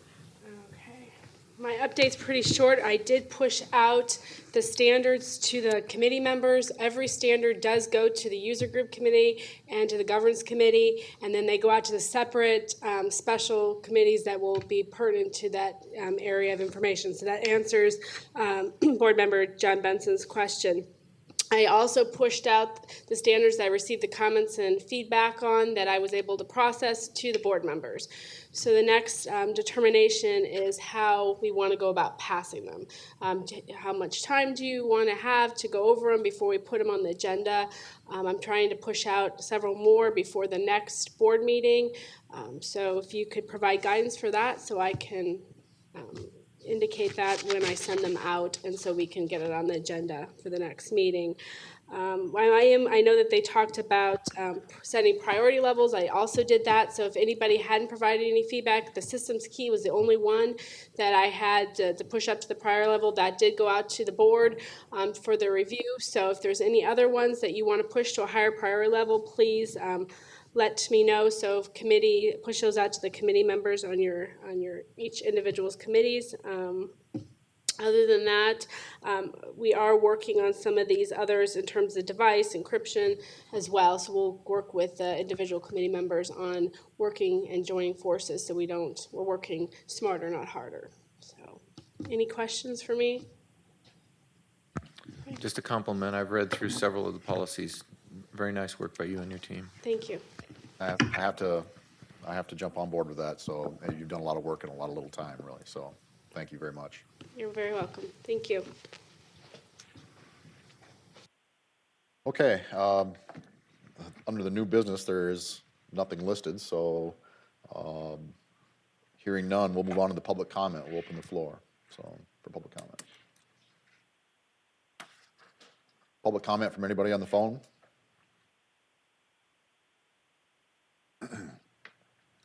Okay, hearing none, we'll move to adjournment. Can I have a motion for that, please? Jeff, thank you. We are adjourned.